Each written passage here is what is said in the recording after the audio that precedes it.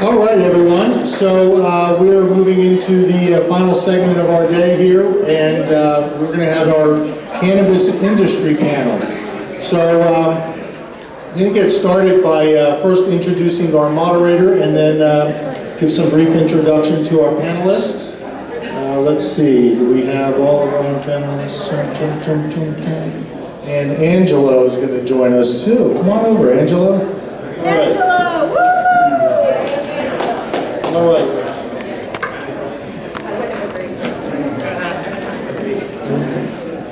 So, okay, I see Dr. Caldwell's in the conversation, so I'm going to start with a quick introduction of our panelists here.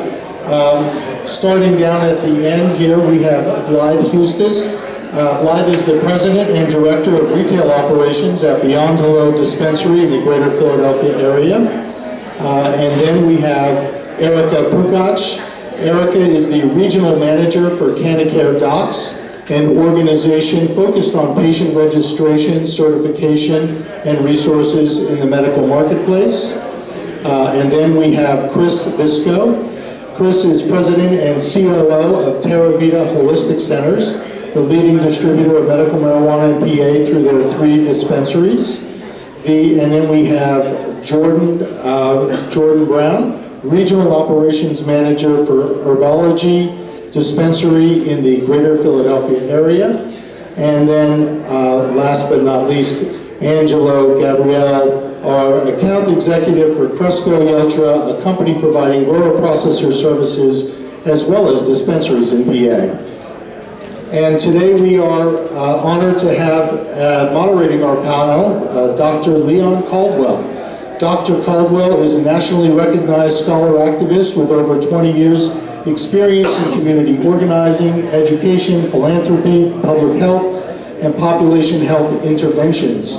He has conducted national and international system and program evaluations, policy briefs, and designed social innovations in the area of juvenile justice, education, nonprofit management, and violence prevention. Dr. Caldwell recently co-authored work on opioids in Black communities, was sponsored by SAMHSA. In addition, his paper titled "Can Social Justice Live in the House of Structural Racism? A Call to Field of Evaluation," was featured in the January edition of the American Journal of Evaluation. His provocative writings and applied work have been described as constructive disruption of unjust paradigms to promote equity. A native of West Philadelphia, Leon is the founder and managing partner of Strategic Learning Partners, LLC, a social innovation design and evaluation firm. He is also the managing partner of Ujima Developers, LLC, a social impact real estate development company with projects in Philly and Baltimore. As a social entrepreneur, he has invested in double bottom line projects that transform communities. And I will also say Dr. Caldwell has been very helpful in helping us think through how this afternoon might work to try to really springboard into conversations about how the cannabis industry can really be the best version of itself. So without further ado, I will give you Dr. Caldwell.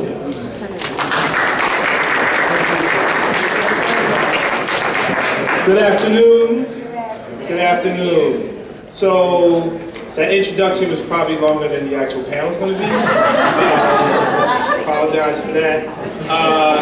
But I do want to say I'm honored and pleased to be here to Skip and Jason for their kind of forethought in this conversation. And as I've spoken to several people in the audience, as well as our panelists individually, this is the beginning of a conversation. This is not the end. And what we know, this is a new burgeoning field, particularly in Pennsylvania, and this is an opportunity. So I want all of us to approach this. We're all cousins at some point, right? We all are cousins, right? We're all cousins. All right, we've established we're all cousins. That means we're all one big family, right? That likes weed, right? So we're one big weed smoking family. So the Thanksgiving dinners are probably really exciting, right? So what this is a conversation, and as a moderator, part of kind of my role would be to engage you and to hear from our esteemed colleagues who represent the industry. And in certain ways, right? And their representation of the industry, some will be of their corporate spaces, but some will also be, hopefully, their personal experiences. So having kind of started this conversation, I'm gonna just throw a couple questions out. We'll kind of talk a little bit amongst ourselves to you, and then we're going to bring you into the conversation, and then we're going to bring it back out. So we're going to have a little bit of, I'm kind of an African-centered guy, so I like call and response, right? So, and at the end of the day, either you're, either really high on caffeine because you've been drinking a lot of coffee, and you're tired, so let's just get you into the conversation starting now, okay? So, to our panel. I'm gonna start with Chris. Chris, you own probably one of the more prolific dispensaries processing in the state so far, right? And you are explicitly kind of women-owned in a male-dominated space. So tell me about, what's this experience like for you to be in this industry, which has some justice issues?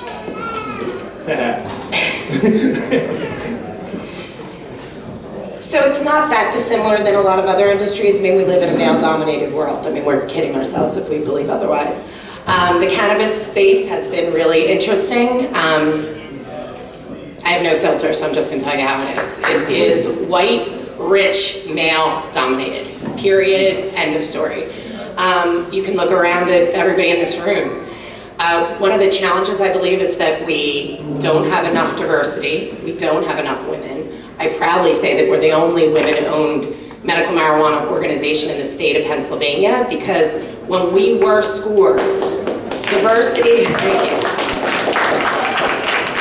Blake and I just had this conversation. When we were scored 100 points, 10% of the application process was diversity. When we first opened up, all of a sudden you see a couple black guys, a few females. They all disappeared. They're all gone. Fortunately, we have some diversity in some of our organizations, but where is the ownership? It's not here. We have a responsibility to figure out how we can fix that, and that's something that I believe in wholeheartedly. But it's a challenge, especially when I'm dealing with all these growers who are white men, and a strong woman comes in the room, they don't get it. Right. Yeah, that's I'm sure it's a lonely spot to be sometime, right? So let me ask a question just to take off of what doesn't the field get? What do you think that the field doesn't get in terms of diversity? And that's just an open question to anybody. You want to pass the mic? What they don't understand, or yeah, what we don't? What does the sector not get with diversity? And that's an open question to anybody. Chris, you might want to pass the mic. Yeah, Chris, he looks like he's ready. I'm a troublemaker. There you go. Somebody, don't get scared of the question. How about, yeah. I'll talk. Let's see, what doesn't the industry get? In terms of diversity, opportunity, and community. I suppose then that in terms of diversity, opportunity, and all right. I suppose then that what it doesn't understand is that this medicine has touched so many different people's lives, and for the longest, many of us, different colors, shades, ages, groups of cultures have been doing this under the shadows, and to then bring the industry out into the forefront and only give those handfuls of opportunity is very naive. It's a very, I think, limiting in terms of what we can do as a culture trying to push things forward, and I think that's what it doesn't do. It doesn't understand, it does understand the opportunity of the catch, for sure, but in terms of what this industry could be in the future, it lacks understanding that we all have a very personal relationship with this, whether that be for how it makes us feel or how it heals us. And without that understanding and without that community of us coming together on that, we lose a little bit of possibly what is America, right? That's what I'd say. Okay, anybody else want to jump in?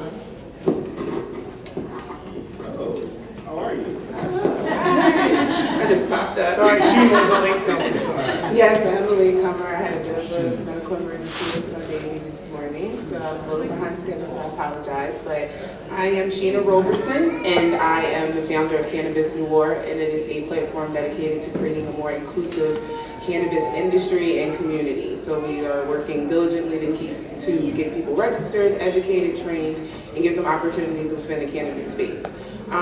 To touch on Justin's point, I think that's absolutely true. I think it is. I'm sorry, Jordan. My son's name is Jordan. Sorry, I should have gotten that right. To touch on that point, I think it is naive to not consider the possibilities when you create more inclusive and diverse spaces. I think inclusion and diversity offers such an opportunity within the business model itself. The generation of new ideas and new possibilities are just simply overlooked because of unfortunate stigma surrounding race, gender, income, social economic status, a variety of things. But I think the industry also, right now where it stands, sometimes misses the mark in terms of the branding and the marketing and the messaging to those untapped demographics. I think a lot of it is mismessaging. I think a lot of people assume that's not for me because the way it's presented to them. I think a lot of people who aren't registered, who aren't aware of the medicinal benefits, automatically cast aside some of the things they see in social media, some of the advertisements, some of the language. It's just not directed to them. So they automatically assume. I've talked to countless people that come to registration events and they're like, I didn't think I would even qualify. Like, well, what did you think the qualifications were? And they're like, I don't know, I just didn't think I qualified. It's like, because none of it is marketed to them. It's not for them. It doesn't resonate with them. So it's not penetrated into those communities that are most adversely impacted and need it the most. And it's not just the minority communities, it's the LGBT, it's the veterans. It makes a difference. And it's seniors, yes. It makes a really big difference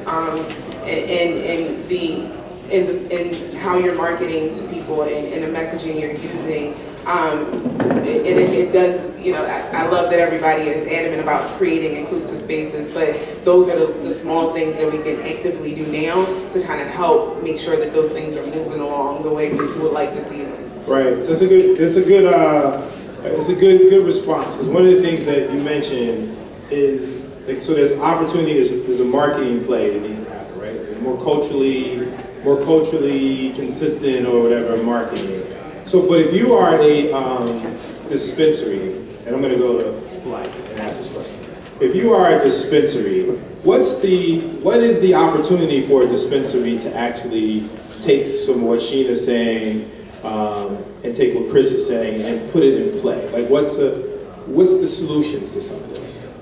I think there are several things that we can be doing. Engaging the community more, having more events like this, talking to people and just having very open, honest dialogue about cannabis, about the industry, about the opportunities in the industry, about all of the additional opportunities that are in the pipeline for the industry. I think that's one way. Obviously, hiring is another really big opportunity to have an impact within a dispensary itself. So, Erica, question for you. So, what does hiring look like for your organization? Well, obviously, it's based on their skills, but we really look for people that are going to connect with our patients. Speaking to both Life and Sheena's, we're creating a safe place for our patients, and I think that a lot of these communities that are not represented as well, they don't feel safe because they've been adversely targeted. So you really have to strive for safety in these areas, letting them know that it is okay for you, it is an opportunity for you, and that you are not, we're trying our best to move away from that adversity. Right. Yeah, that piece you bring up too, like I think the senator, you may have left, but and even Jason's comments and several, like, we can't as a sector, as a field or an industry, like ignore the history that literally 5 years ago, the same dudes who, you know, couldn't open a dispensary legally, right, are now in a space where you are, right? Or I'm sorry, you're in a space where they once were in some way. So there's an inherent structural issue with the field, if you will, or the laws around the field. So the question then, Angelo, as a dispensary, as a kind of a business person on this side, what's some strategies you might have or ways you can think of, like, I don't know if I'm righting the ship or if there's some way in which, you know, the industry can respond to the historical injustice. Not saying you personally did anything to do it, but how does it, you know, what are some ways we can do something different?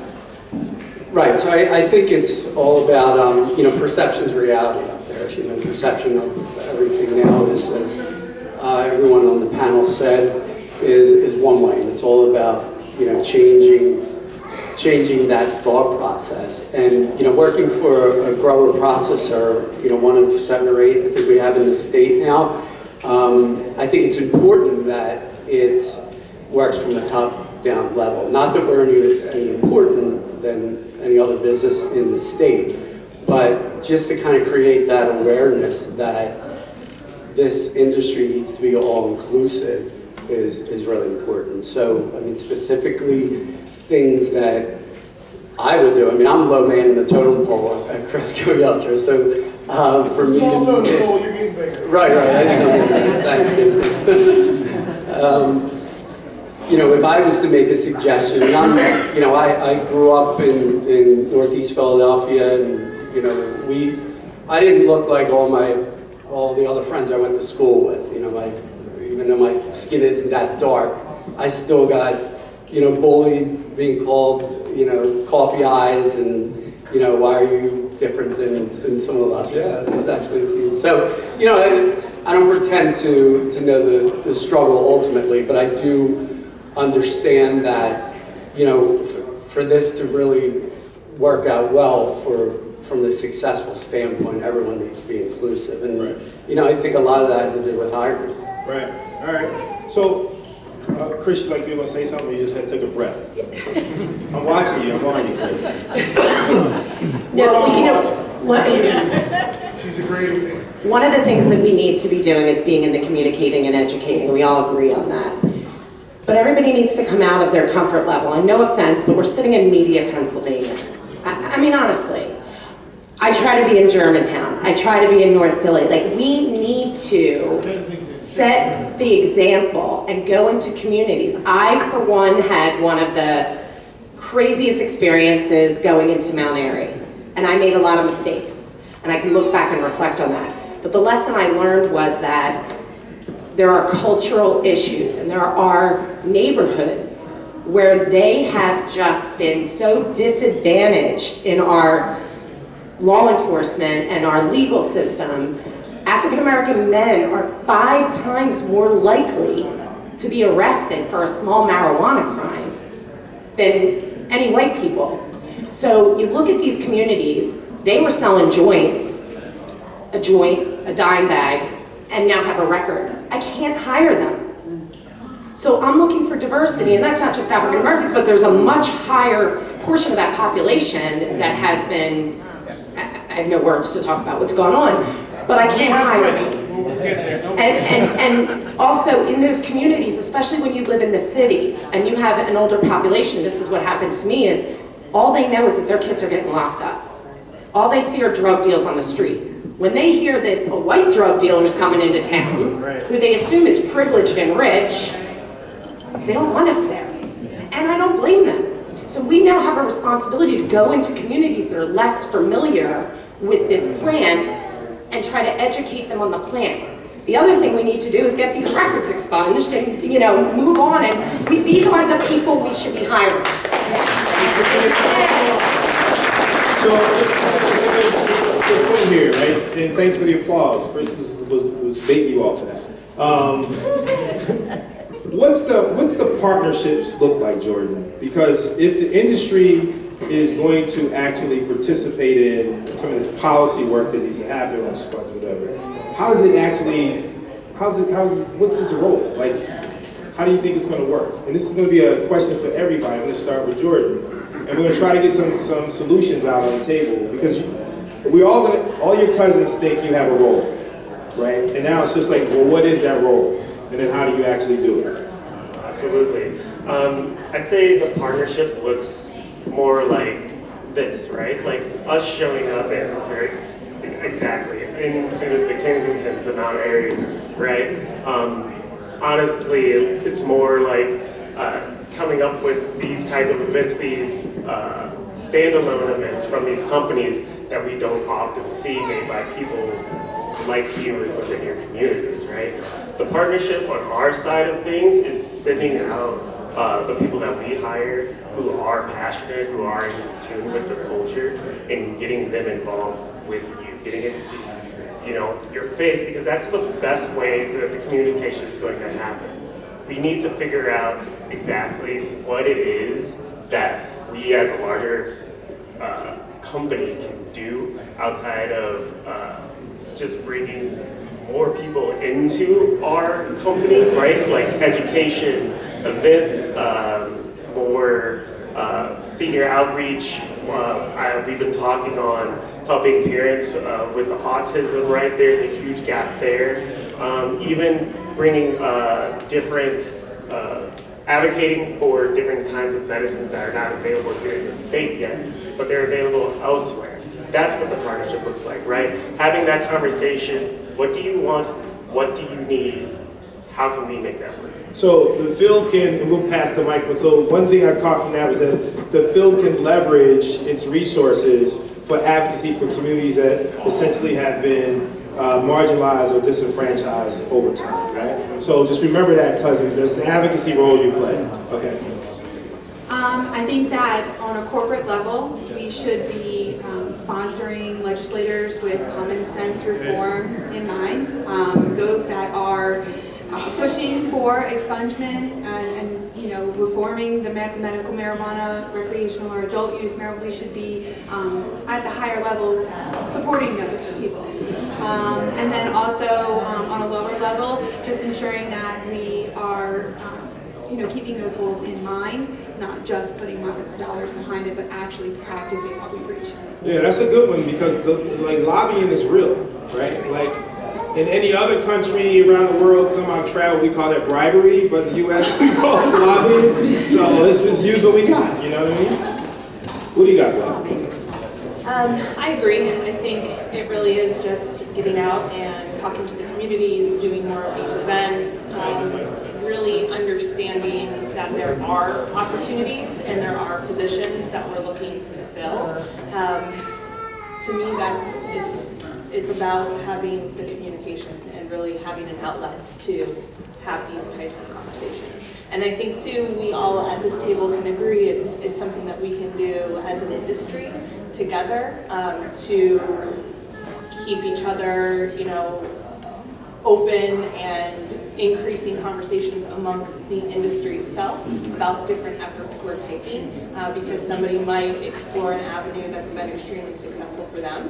And if we're talking about it and we're talking about what we're utilizing to, meet these particular members or have successful hiring events, we can all learn from it.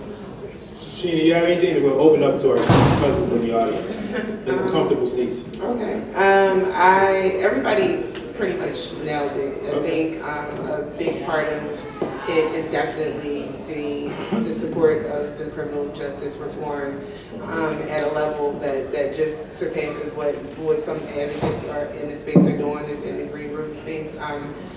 But I also think that while I agree that we need to make sure that we're going into these spaces like the Kensingtons and the North Phillies and the West Phillies, and we're having these expungement clinics, we're having these conversations, we're having these opportunities be presented, we have to make sure that we're being sensitive of how we're doing it. And the approach we take when we do it, I think we may miss the mark and opportunity to connect with a lot more of the demographic of the population when we don't incorporate or we don't reach out in the right way.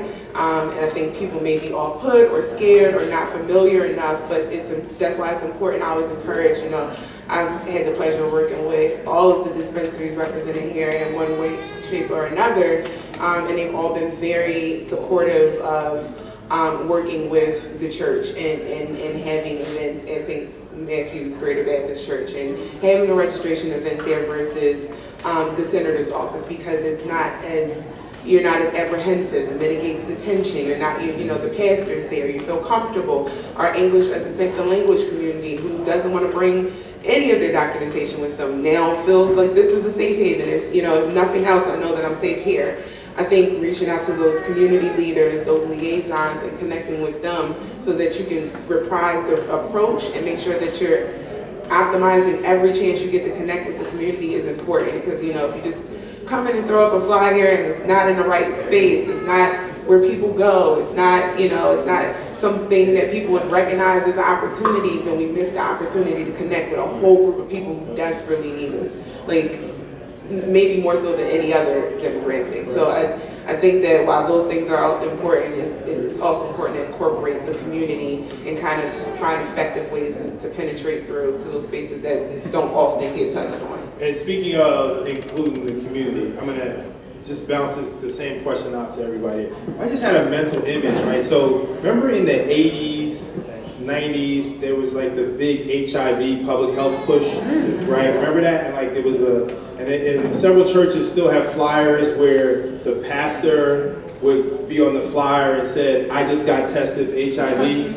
Can you imagine Pastor Jones with a spliff saying, I feel better about myself now? Can you imagine that? So, it can happen. I can actually see that level of engagement where people are more honest about, the use of the medicinal plant for their health, right? So I think that kind of real communication, dialogue, and communities that the industry can participate in could also be a strategy. So let's go out and see any strategies you all have. How might we, if the challenge is to get more people engaged and be more inclusive in the sector or the field, how might we do that? Sir, Mike. Well, my big thing is vote. What's that? Vote. Vote. Get out and vote. That's my big thing. I tell that to all the kids. Register and vote. It's your future. Okay. All right. Anybody else? Yes. I don't necessarily have a comment. It might be more of a question. The question's good. I fully recognize my privilege that I have, as I am so fortunate that I am a sick person who got sick, who is financially secure enough that I can go pay cash for the medication that will help me. But I am very aware that the people who need this the most can't. This is not accessible to them. They can't go spend $300 to get certified by a doctor. They can. When I look at how much money I'm spending on my medication, if I was not, just by the stroke of luck that I met the person I met in college and married him and we ended up where we are, I could not afford to get the relief that I can get. What can I do from my, place of privilege to impact the people who are unable to access this medication? I'll gladly go down to Kensington and talk to someone. I will gladly go into any community and to any situation and talk to people to see what I can do to help. I want to help. Although I'm fortunate enough to live the life that I live, I'm married to an African American man. My children are biracial. I have a 21-year-old son that I have to have very different conversations about just life in general than all of my peers have with their white children. So I want to know, I do have a social conscience. What can I do to help you guys get into these communities? I guess that's really my question. How can I help? So how do you all use your patients now? How do you use them for your advocacy? And I think a deeper question is, we all sit in a really privileged space, right? So how is it that we actually leverage our privilege for underprivileged? That's part 2 of the question. Yeah, that's part 2. Go to part 1. Go check Part 1. Come on, Chris, you're watching. Stay with me. Yeah, so we have a lot of patients that are interested in getting involved. I always talk cannabis time and real time, and it's been cannabis time for the last, so I think we're all playing catch up and trying to just put initiatives into place that we'd like to. I had a question to the Department of Health, which has gone unanswered, but that's a different story, about patients getting involved with us and whether or not if we have you doing advocacy for us in events, if you need to become part of the medical marijuana organization. So that's one of the things that I was looking into, because we actually have a list of patients that want to get involved. So I can only speak for myself, but if we have patients that we can legally have involved one way or the other, we're right now building an education center. We would love to have patients come and speak. We would love to do events where, fortunately a lot of us are patients, but it's always every perspective we can bring into a community is better. So that's something that I would love to do. I'd be happy to take your name and see what we can do.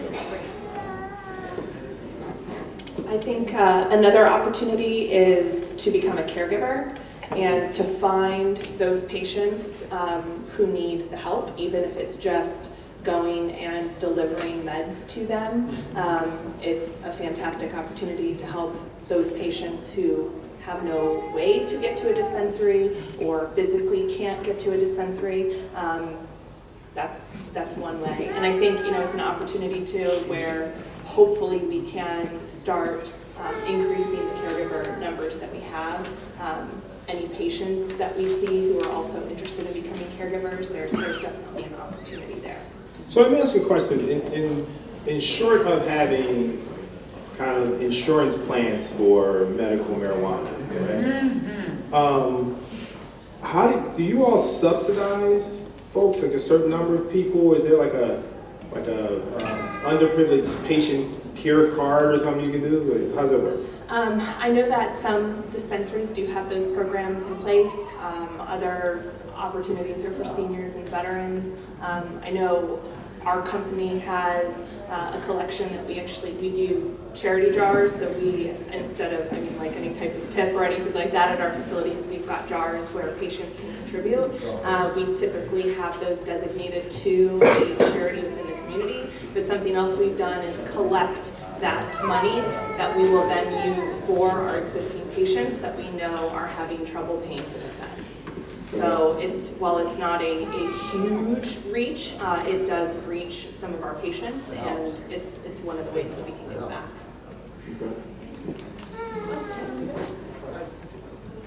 So I just wanted to quickly address what you said. I think that, being a part of the solution is all hands on deck. The more, the merrier, the better. We do education groups and programming. We do, senior van rides from the church to dispensaries. We need drivers. We need people to help out for those things. That's great. We always need those extra hands, but you are in a unique position to be especially effective because you are able to be in a room with people who will listen to you that just won't listen to me because I don't look like you. Right. So if you can have those conversations on my behalf and introduce those opportunities to say, wait, listen, I actually know that's not what it is. And when they're not hearing it from me and they're hearing it from you, someone that looks like them, that lives like them, that lives among them, their kids play together, you go to the same, that makes a difference. When you use your privilege to talk to other people in privilege and explain and that to folks who don't understand and don't see it, that is just as helpful as being there hands on deck. Yeah, if not more. That's a really important part. So for all of the, how do you say this, non-people of color in the room. I would say this whole notion of leveraging yourselves in advocacy of causes, which many of you probably do in certain ways, whether it's church groups or whatever, is really a critical thing Sheena brings up. Because I remember about 10 years ago, I'd said I was not going to teach multicultural counseling anymore. Like, I was just not going to do it. Because I wasn't actually the right person to be teaching it to some extent, even as much knowledge I had about it. But, you know, I was teaching in predominantly white schools, and they kind of expected me to say, don't be the devil. You know what I mean? Like, they expected that to come out of my mouth, right? But what they didn't, what I thought was more palatable and more useful is when someone from their community were able to talk about like some of these very issues that impact like how the nation runs as we see, right?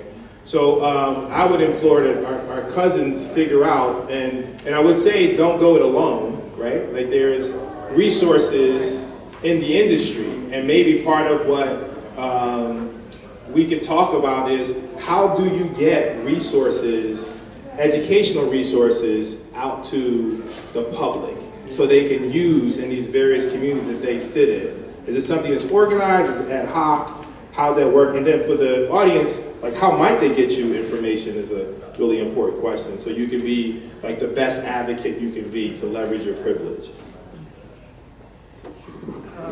I just have something to say about the cost. I'm a New Jersey patient, and the dispensaries in New Jersey offer various discount levels. So I get Social Security disability. I get a 20% discount at the dispensary that I go to. They offer it also for veterans and other things. Do you guys do that here? Some do, some don't. So we weren't allowed to give any discounts as of August of this year. The DOH made the announcement the day flower rolled out, which was, I received the email while I had 50 people waiting out of my door who had been there for 8 hours and thought, this is not the time to throw this at us.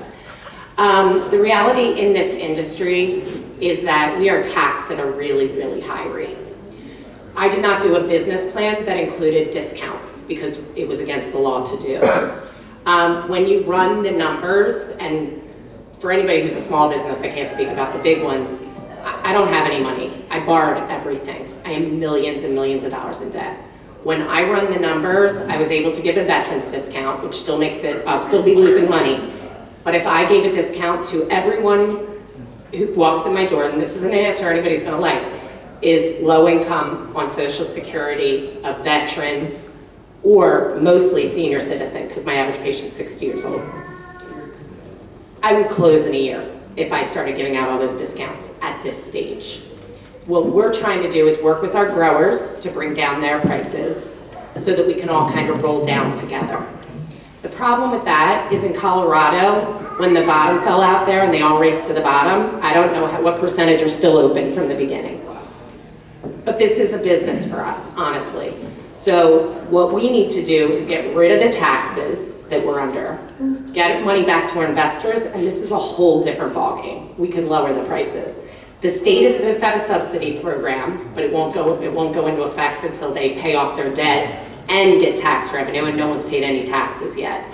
So that's my horrible story, is that I'm not doing it now because I want to be here later. Can you overcharge like white college kids? I mean, I'm all for it.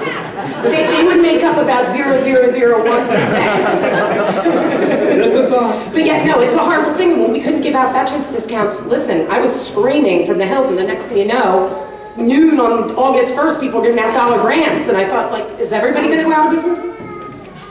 So I'd just like to add, I think what assists that is not all this is a cash business right now, right? So we really want to start lobbying our health insurance providers. I know New Jersey patients have had precedents now. There's at least one or two different cases that have been tried, and for the patient to be reimbursed if they qualify in their state's medical cause to be a medical cannabis patient, there should be no reason why your insurance company wouldn't then pay for that form of medicine. Especially with this opioid conversation we're having, we as patients and as users of those insurance companies have to lobby that now in their hands. Listen, you're gonna subsidize my opiate dependency, but you're not gonna subsidize healthy answers for our community. That's silly. We'll look for insurance companies that do provide that. So I want to remember in your state, whether it's New Jersey, Pennsylvania, Delaware, to push on your insurance lobby and talk to your own insurance providers as to what the next step is in getting your meds covered for you. So I think that alleviates a lot of that financial concern. What a lot of people don't understand that dispensary owners have to face is they can't write off any cost of service. So that as a small business owner, they get no chance to write off any of their costs. Manufacturers do. Doctors have their own situation, but dispensary owners have a very high burden of costs. So we see them, because they're our interaction, we see them as our window to function. And there are some dispensaries and owners in this state that are doing amazing jobs, and we want to highlight those people for what they're doing and continue to hold that up and move forward. But I just think the conversation is with the insurance company as far as alleviating some of that financial stress. So one thing Chris actually brought up I thought was important in terms of this kind of exchange of information is that there is the reality this is a business, right? And for what we hear in the public, it's $1 billion industry. Everybody's making money, right? Like it's, woo, just get a plant, you good, right? If you got marijuana somewhere near you, you like, woo, like this is straight gold, you know, like it's just nuts, right? How the image of this is. You hear radio placement, get into this $1 billion. John Boehner is going to be there telling you about how to get into this investment thing, right? You hear all this stuff, and there's this impression that the industry is like cash loaded, right? Most people don't know the federal laws, can't tell you about it. You know, all this other stuff, any of this stuff, right? So how is part of your mission or your conversation, the education, Chris Angelo, how are you talking about like the business side, right? So people know that we ain't really as rich as John Boehner wants us to think we are. Right, yeah, so I, you know, like I mentioned earlier, from a grower standpoint, I'm the low man in the totem pole. Our company was founded in Illinois. It's a completely different state, different guidelines. And then they entered into Pennsylvania and some other states. But I mean, what I try to do as an individual is come to events like this on a Sunday afternoon in media and morning, all day, on a rainy day, and see patients and have discussions at that table that, you know, honestly make me want to, you know, cry, because that's really why I got in this industry. I come from the pharmaceutical world. I work for big companies, so I'm no stranger to, you know, being out there doing all the work, and believe me, don't take this as, you know, woe is me. You know, I did make some pretty good money, but I just didn't get the that sense of value anymore, because it was out there pushing products that insurance companies didn't want to pay for. But now I'm really having like conversations with patients that, you know, explain to me like this product's really saved my life. So for me personally, I like to be involved in any kind of event, discussions like that, and that's how I see myself personally contributing to. Well, I thought about too.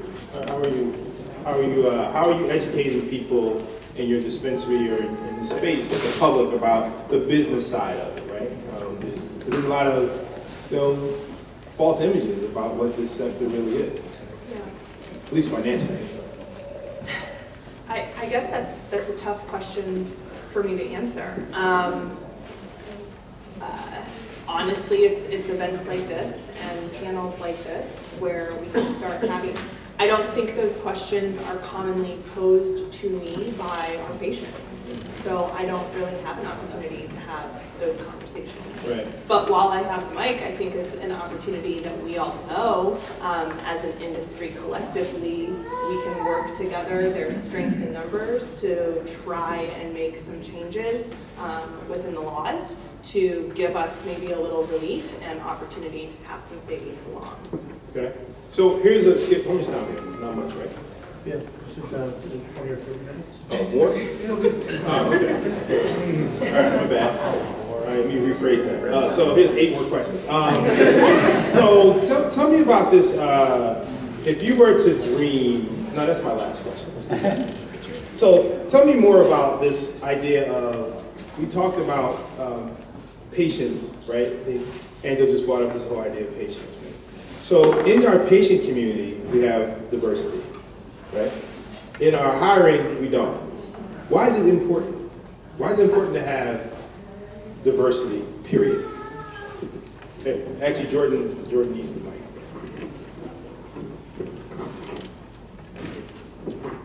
So, Herbology also got its start out of Illinois, okay? And we do work on discounts on an individual basis. But Herbology is a company that is multi-state, all right? It's very large. And in the way that we work with patients, like, I would love to sit up here and pretend like I'm making a lot of money, but I'm not. I'm 30, okay? There's still a lot of years ahead of me. But what we do for the patients is very much on an individual basis. And we try, I like to see myself as that voice in the room because I don't come from a place of privilege for the people that I work for. And I expect to kind of be that borderline between the culture and the business. And I think when the patient gets there, that it is important for them to see the culture in the room. And for us, since we are across several states, what you might find here is not the entire story, okay? We have a very diverse group that works in the grow, works in the dispensary. Maybe they're not here, maybe they're in Chicago, maybe they're in Iowa. But diversity is there, and we're very much working on making it more apparent. I know number one thing is I'm looking for more women to get involved at our Passion location. And that is something that I take on myself. I don't wait for anybody to tell me that. I recognize the need and I go out there and I look for it. And that's how I try to contribute to this industry and to our company, because it is so large.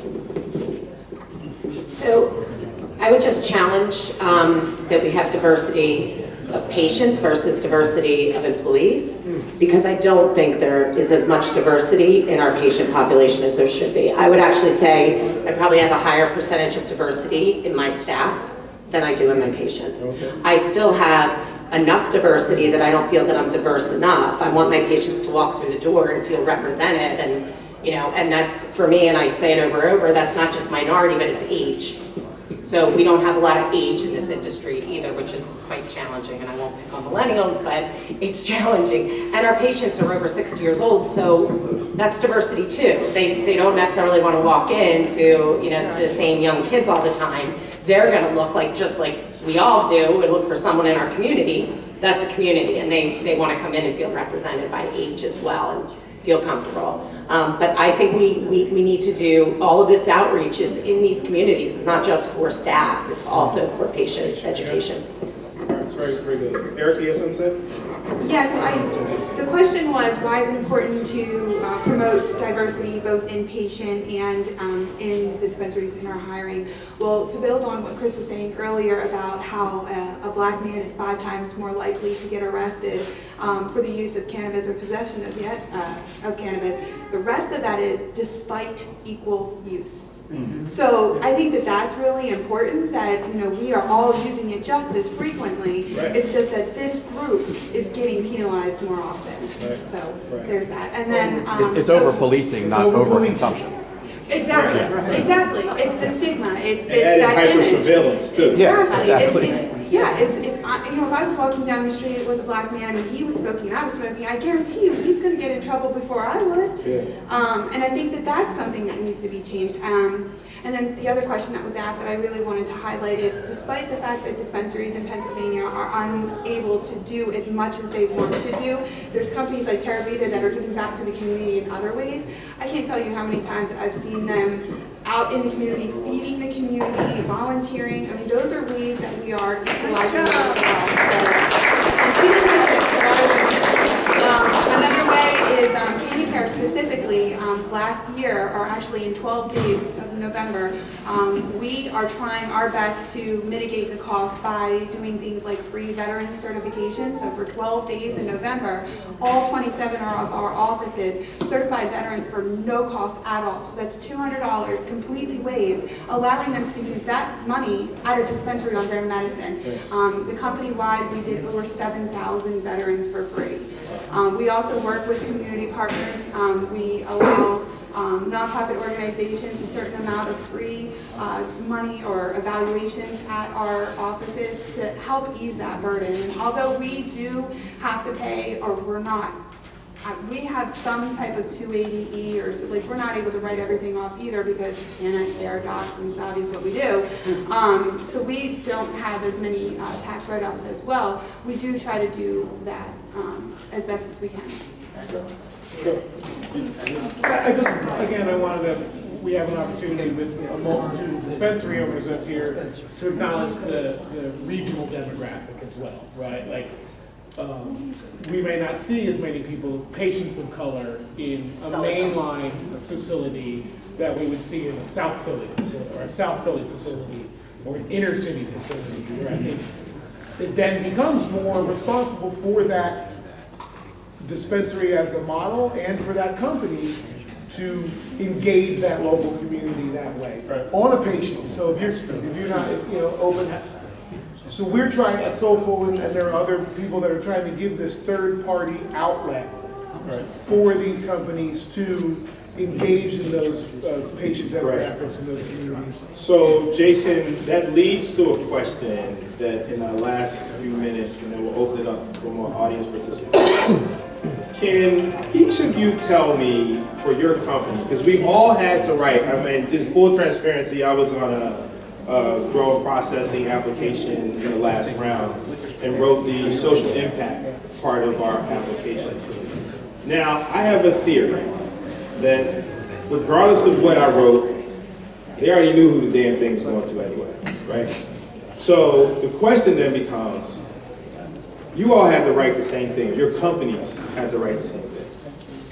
Do you know what it is? And actually, how are you implementing your social impact statement? Okay, well, we know you feed your people because they get the munchies after smoking your stuff. So I just like to eat and demand everyone around me eats as much as I do. I know what it says because I wrote it. We start with the fact that we pay living wage. All of my employees get health benefits. They all get 401k. I have 6 weeks paid maternity leave, family leave acts, and we just added disability. We're adding life insurance for our people. So everything starts with people. I have 0 turnover. No one's left, and it's because I care about them. They care about my patients. So that's the first thing. The second thing is going into the communities and giving back. So, like I said, my hands are tied. I can't just give 20% off to everybody, because I'll tell you, the other thing about that is that we've always had the lowest prices, and there were a lot of people that came out with a lot higher prices. We are where we need to be to keep our doors open. If I was giving 20% off, I should already be 20% lower.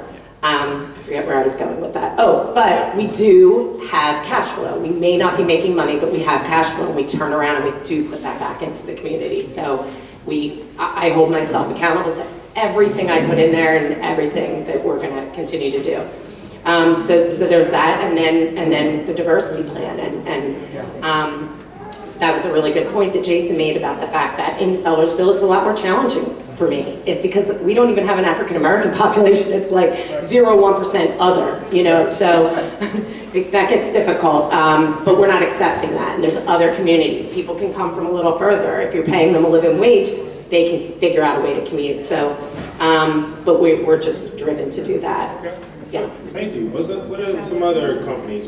Jordan, what's your company doing on yours? So, because I know for some of the national brands, like, they wrote them, but you might not have ever seen them. Correct. Yeah. So, what would be like some social impact stuff you'd be interested in doing Or you might already be doing. Just tell us a little bit about what you're doing. I mean, something that we'd love to do is to go out into the communities, find local cafes that the locals love to frequent, and to get involved there and see if those businesses will let us into that space to actually have a conversation with people about what it is that maybe they're looking for in the medicine, maybe what concerns them.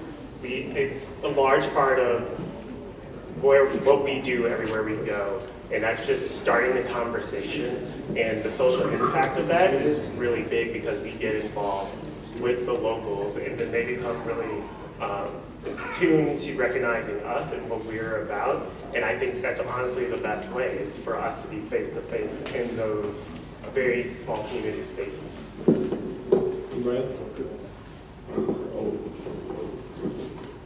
Yeah, so from my standpoint, obviously I do sales for one of the grower processors. Our facility is about 4.5 miles or 4.5 hours away from here near Pittsburgh in Brookville, which is a low-income area. So even though I don't have any knowledge about what was written on the application and the specific contribution, I do know that that facility is very diverse. I've been there to help out, and the individuals there, spanning ages, colors, all kinds of demographics. But to speak a little bit about my personal strategy and contribution. So fortunately, all these beautiful people sitting on the panel here are my customers. So working along with their dispensaries, like Jordan had mentioned, touching the community in South Philadelphia. So if I'm able to contribute with them any way that I can from my knowledge standpoint, I will take every opportunity to do that. And like I said, attending events like this is paramount.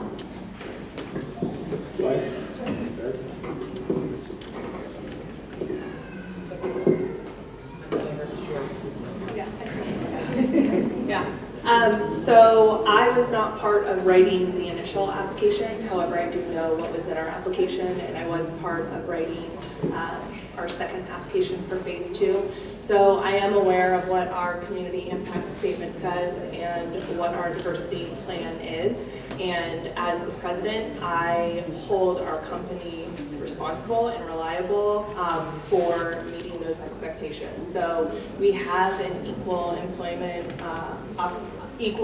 opportunity director that we communicate with, and it's one of our performance metrics that he looks at to see how we're doing that. And I will say, we can all do better, but I do have a Center City, Philadelphia location, and it does have a diverse representation, whether that be minorities, ages, women, veterans. We do have a representation of that all. But again, I think we can always do better.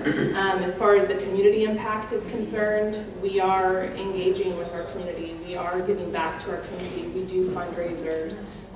We raise money from our patients to give back. We as a business contribute as well. So we're trying to meet those standards. And again, we can always do better. So do you all ban the box? A little bit ban the box policy? Ban the box? So if you're hiring, you don't have to check if you have a criminal background?